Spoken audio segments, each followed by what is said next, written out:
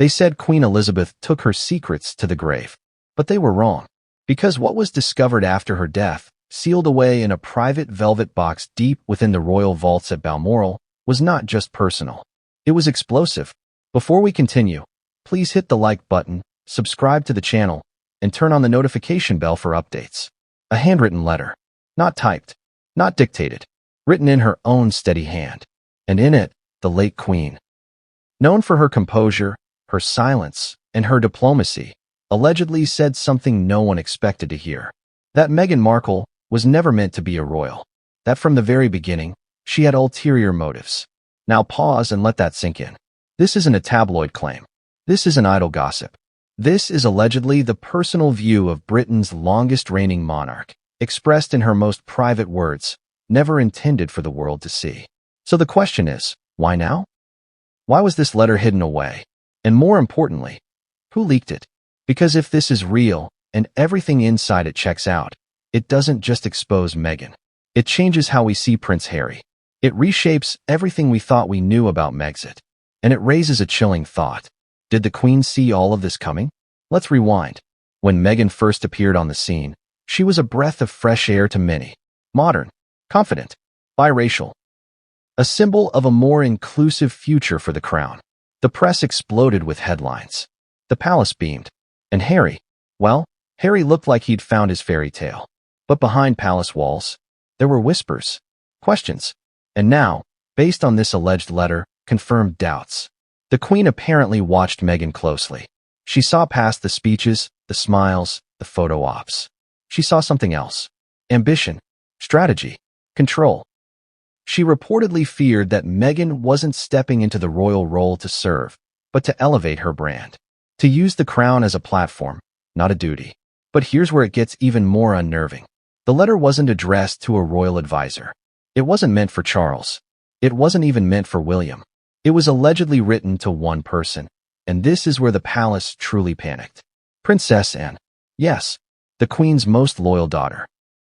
The one who famously had no time for drama, no patience for nonsense. The one who reportedly clashed with Meghan behind the scenes more than once. Now imagine what that letter said. Imagine what it meant when the Queen chose Anne, of all people, to share her final concerns. That's the moment everything shifts. This wasn't just private. This was deliberate. This was a message. But the most chilling part of all, that message never got out until now. And in the following pages of that letter, things only get darker. Because what Queen Elizabeth said next could shake the monarchy to its core. Why did the Queen write it down? That's what insiders are asking. Because this wasn't a diary entry. This was deliberate, calculated. And from the moment it was discovered, everything changed. The letter was found in Balmoral Castle, tucked away inside a small locked box, wrapped in the Queen's signature silk handkerchief. The ink was slightly faded, but the handwriting was unmistakable. It bore her signature, Elizabeth R. Elegant, direct, unmistakable. And here's the thing. It wasn't addressed to a public official, nor a senior courtier. It was for Anne. Now let that sink in. Why would the Queen write a private, handwritten letter to Princess Anne about Meghan Markle, after everything had already happened? After Megxit, after the Oprah interview, after Harry and Meghan left for California and turned their backs on royal tradition. Maybe because she knew the full story hadn't been told. Not yet. The first line of the letter, according to the leaked transcript, was cold, shocking, and haunting. She was never meant to be a royal. It read. No context. No softening. Just that. And it gets worse. The Queen allegedly went on to say that Meghan showed patterns of behavior early on that concerned her. She referenced isolated remarks, entitled expectations, and a visible disinterest in tradition. And here's the contradiction that's gut-wrenching. Because publicly, the Queen welcomed Meghan. She smiled beside her. She gave her the benefit of the doubt. But privately, she had her doubts. From the beginning. Now think about that. The monarch who famously said, "Never complain, never explain," wrote a letter to her daughter complaining and explaining. That's not just rare. That's historic. And yet, none of this was ever meant for the public. So how did it get out? Who leaked it? And more importantly, why now?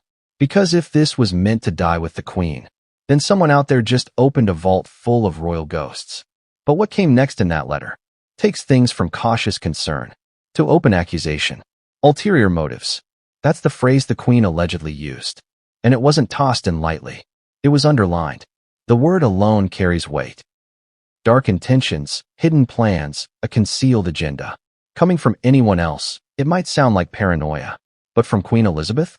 That's a warning. In the letter, she allegedly wrote, her intentions were never rooted in service. There was always another aim. One that served her name, not the crown. Stop and think about that. The monarch who met world leaders, endured scandals, and never publicly criticized anyone, chose those words in private. The Queen, according to this letter, had picked up on something long before the world did. But what exactly were these motives? Some claim she was referring to Meghan's desire to control her image, her brand. Even before marrying into the family, Meghan had carefully curated a global persona. She had her own blog, her own PR team, her own rules. And once inside the palace, insiders say, those rules didn't change. One royal aide reportedly told the Queen, she's not adapting to the firm. She's trying to recreate it in her image. And that's when the Queen allegedly began to watch more closely. Behind closed doors, things were tense. Requests to speak at international summits. Talks about commercial opportunities. Netflix meetings. Book discussions. And then came the press. When stories started leaking, both flattering and scandalous, the Queen suspected they weren't all from outsiders. According to sources, the letter referenced an incident involving a leaked photo, published at a most convenient time, just before Meghan's first solo royal engagement. Coincidence? Or strategy? The Queen didn't spell out the details in the letter. She didn't need to. And the message was clear. She plays the part, the Queen allegedly wrote. But her stage is not here. It wasn't rage. It was disappointment. And in that quiet disappointment was a cutting truth. Because if Meghan's motives were indeed different from what the palace expected, that raises a chilling question. What about Harry? Did he know? Was he complicit? Or was he simply in love, blinded, as the Queen feared, by something he couldn't see? Because in the next part of the letter, she turns the spotlight away from Meghan and puts it firmly on her grandson. She began the letter with Meghan, but she ended it with Harry. And what she said about him was far more painful. Because while the Queen questioned Meghan's intentions, she mourned Harry's transformation. According to the letter's final section, the Queen allegedly wrote, I raised him to serve, but I no longer recognize the man he's become. Imagine that. A grandmother, a monarch, looking at her beloved grandson, the one who once stood beside her at Jubilee parades, who walked behind Diana's coffin as a boy, and writing that she no longer sees him. It wasn't written in anger. It was written in sorrow. The Queen described Harry as entangled in a reality not his own. She feared he had forsaken duty for devotion, but not devotion to service.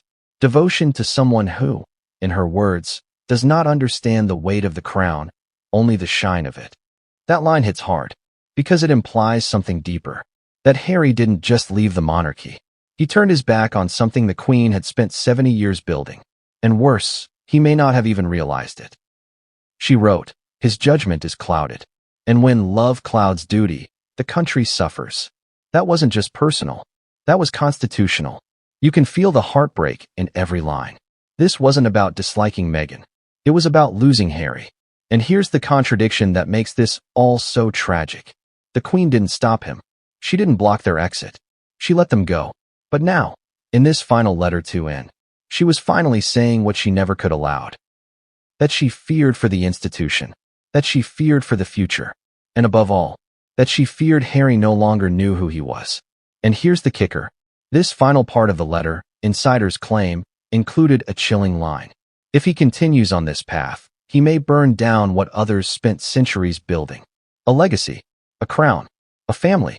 The Queen, the woman who survived war, scandal, and loss, saw the potential downfall coming from within. But what's even more shocking? This letter almost never saw the light of day, because when it was discovered, one royal reportedly tried to destroy it. They say the dead can't speak, but sometimes they leave behind words that echo louder than any voice. Queen Elizabeth never wanted that letter made public.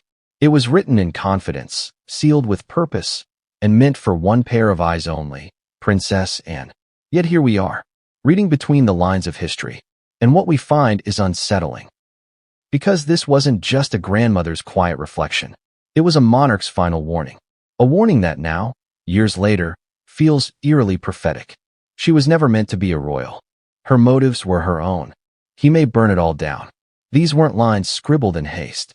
They were written by a woman who had seen it all. From the abdication of her uncle to the divorces of 3 of her own children. From the fallout of Princess Diana to the fire at Windsor Castle. Queen Elizabeth had weathered every storm with grace and silence. But silence, this time, wasn't enough. She saw something brewing in her final years, something more dangerous than a tabloid headline or a broken protocol. She saw a fracture, a rupture in the foundation. And maybe she knew that after her death, someone would need to hear the truth. Not the public, not the press, but the firm itself, the family. That's why she wrote to Anne, the daughter who never sought the spotlight. The one who understood service without applause. But what happens now? Does this letter change how we see Meghan? Or does it reveal more about the royal family's inability to adapt?